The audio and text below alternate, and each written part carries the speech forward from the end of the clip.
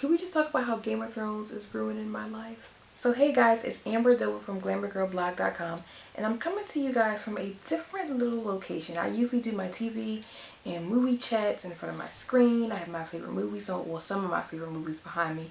But today we are in a different setting because this is a different type of video. I feel like it's very therapeutic being on the couch because I have some things to get off my chest. So we are 3 days after the epic season 7 finale of Game of Thrones, and I am still reeling. Like, I don't know if it's a very Virgo thing or just my obsessive nature, but I just cannot get that final episode out of my mind. It's all I want to talk about. It's all I want to see other people talk about. I've been online combing through the hashtag just trying to see stuff that I haven't seen before, and to talk to people who want to continue to talk about this episode. This is the really thing that's really got me going crazy. It is, I mean, hashtag boat sex. One, when did Game of Thrones become the greatest love story of all time? I feel like this show is not known for happy endings. It has been personally victimizing us since season 1,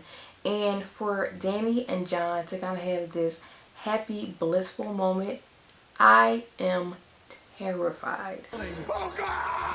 After that boat sex scene, it's all I can think about. It's all I want to talk about. And not just because it was hot and heavy, and not because Jon's man bun was on time and the man buns were looking fine. It was one of the single greatest moments, I think, in GOT history. But I think it, like, honestly altered my life.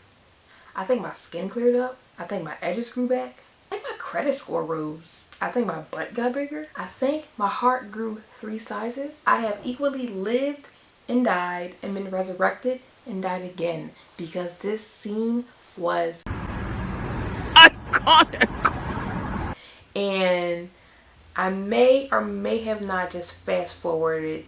I mean, I don't always fast forward to that part, you know, of that scene.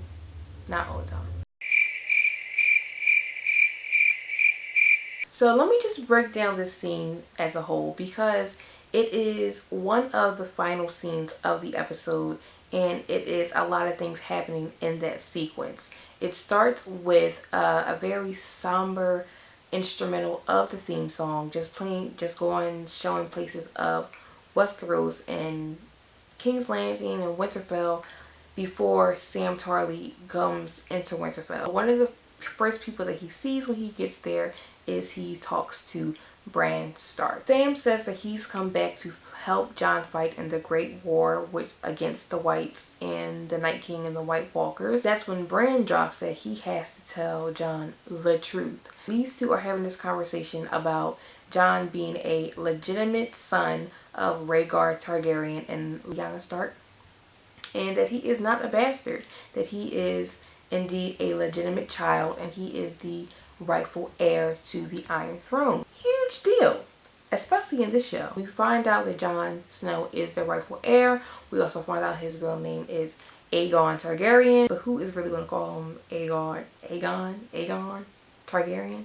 He's Jon Snow. In conjunction with that happening, we find out that the boat sex is going down. As Brandon Stark is narrating how his aunt and Rhaegar were really in love, we see that simultaneously happening between Jon and Daenerys. He goes to go, you know, on a little late night creep to go knock on her door, and you can see that he's hesitant, and I really think that that is a beautiful moment. We can see that he's kind of breathing heavy.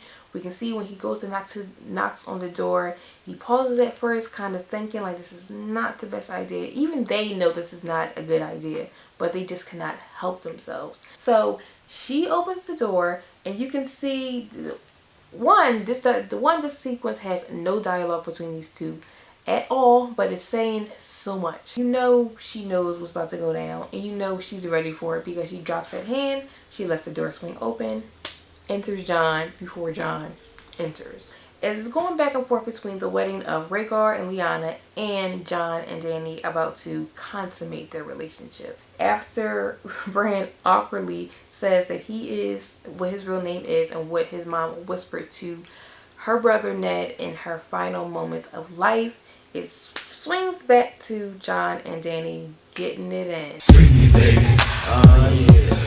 It's a moment everybody has been waiting for, and it didn't disappoint. And I believe it was the director of the episode. He said that it was that moment when the two pause mid lovemaking and they really have this like intense, ferocious stare down. It is when these two are really wrapped up in so much passion that they can't even really fathom what's really happening, and they think that they're thinking like, you know what, we should stop, this shouldn't even go on, but they just honestly can't help themselves, and it is the most beautiful and romantic moment that ever happened on Game of Thrones. Side note, can we talk about Ghost? Where is that direwolf? We haven't seen him all season. But I would say a great spinoff would be if Nymeria and Ghost, you know, if Ghost decides to leave Winterfell to kind of look for Jon, bumps into Nymeria, them two get it on and have a bunch of little direwolf babies. But wait! There's more! Hang on to your seat, baby! Cause this one's a screamer! Another thing about this scene is Tyrion. Tyrion Lannister is in the shadows of the boat when he sees Jon goes into Dany's room. So a lot of people were saying that was it that ominous look that Tyrion had, was it a look of jealousy? Was it a look of confusion? What was that look going on, or what was running on through his mind? It was revealed that that look of Tyrion is a look of concern. It is a look of what everybody is feeling in the situation, that this is not the best idea right now. Not even with them being related. No one knows that they are related yet.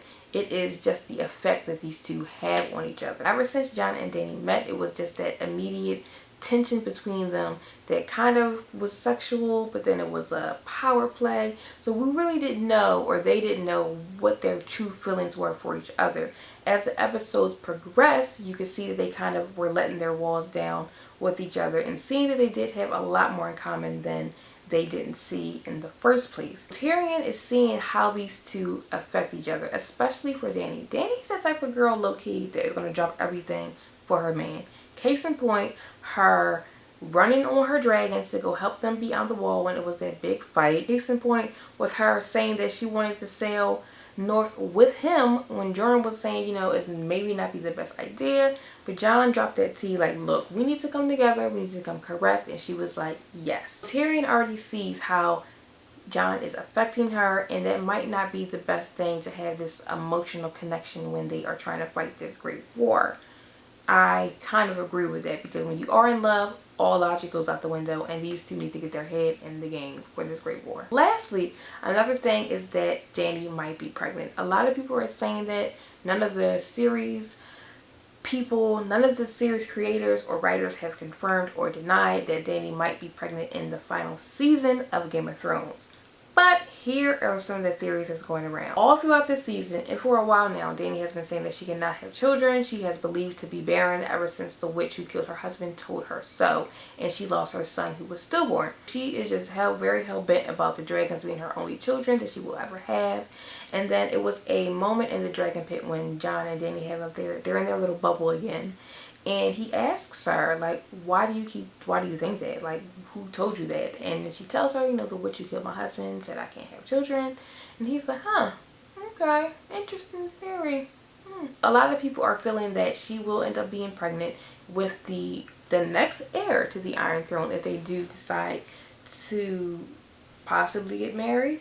I don't know. Again, there's no happy endings in Game of Thrones. So it could either be Dany and Jon both die, and then they have this child that needs to be raised by some type of family member.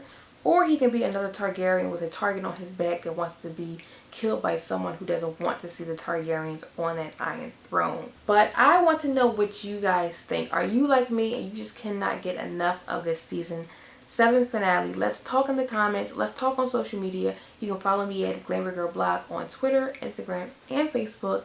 And let's just make some type of a support group. We need to do something to hold us over until 2019. So let's chat. See you guys in the next video.